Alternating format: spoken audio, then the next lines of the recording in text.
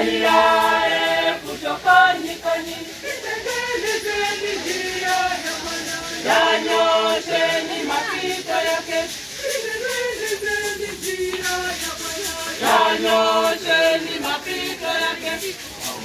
Wenye mwili watauona wokovu wa Mungu. Haleluya! Wenye mwili watauona wokovu wa Mungu. Haleluya!